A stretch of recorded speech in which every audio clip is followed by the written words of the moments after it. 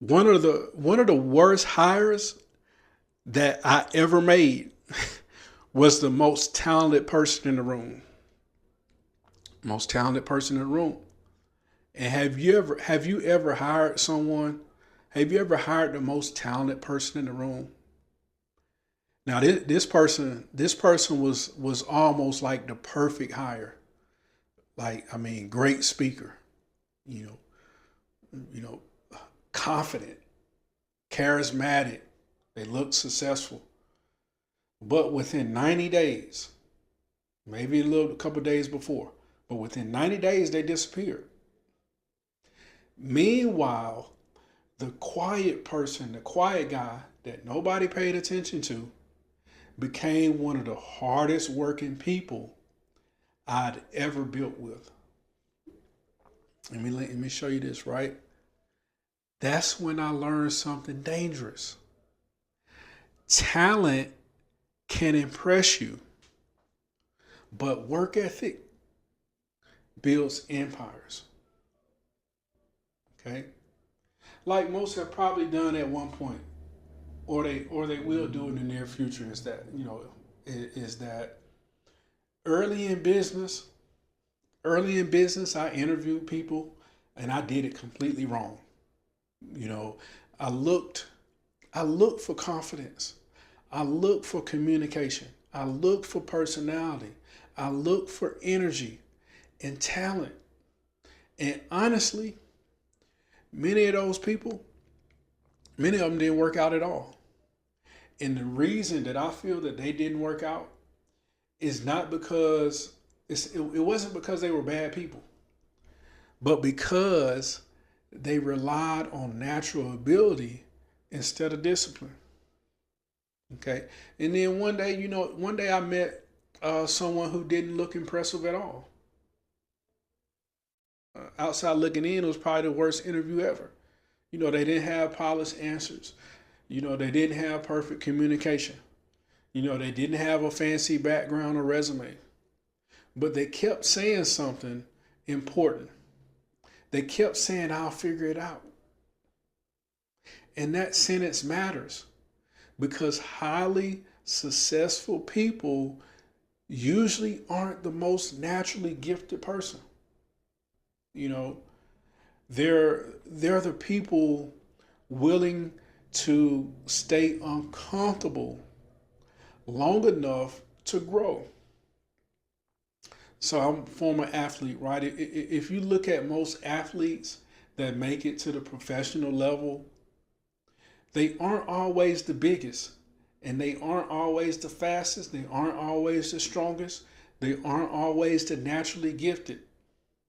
They were the ones looking continually to get better and work on their game. What most people misunderstand is that natural talent will always create a faster start. But work ethic creates consistency, it creates reliability, it creates stability, and it creates long term growth. So when I interview people now, I'm totally different.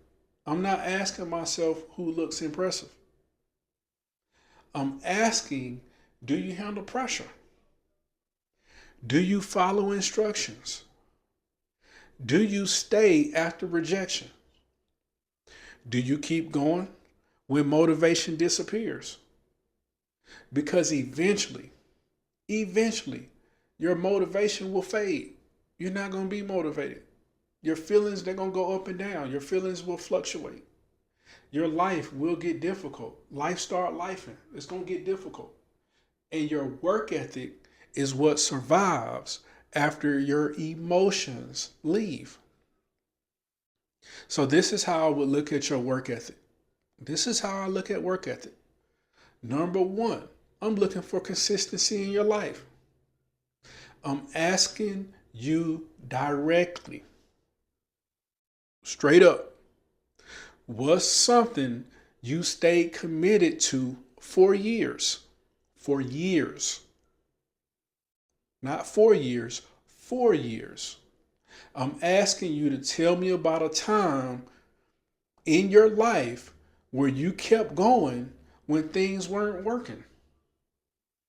See, I'm looking for patterns that will reveal your character. Number two, I'm looking at how accountable you are. Okay? I want to see with my eyes and my ears if you're going to blame old managers. Are you blaming the economy? Are you blaming your parents? Are you blaming timing? If you blame anything outside of yourself, I am looking at you like a weak candidate. Not a weak person, but a weak candidate. Okay? If you're a strong candidate, you're going to take accountability. And accountability sounds something like this, right? This is how accountability sounds. You know what? I could have handled that better, man. See, that matters to me.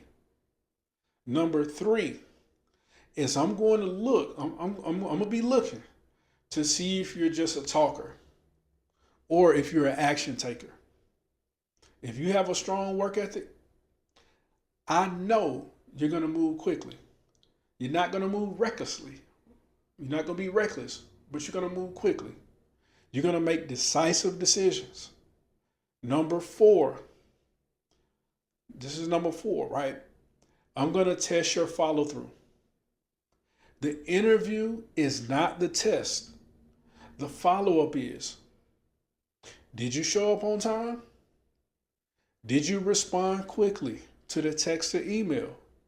Did you complete instructions? Did you stay engaged? See, that tells me more than charisma ever will. So somewhere right now, there's someone doubting themselves because they don't feel naturally talented. And that may be you. You know, no flashy personality. I don't have a flashy personality. No perfect communication. No massive confidence. But they're disciplined. They're reliable. They're hungry. And they're teachable. And most people will overlook them because the world is obsessed with appearance instead of endurance. Your work ethic is dangerous because skills can be taught to you. You can learn systems. Your confidence can grow. But people who refuse to quit, those people become unstoppable. If you're building a team, stop recruiting only talent. Start identifying discipline.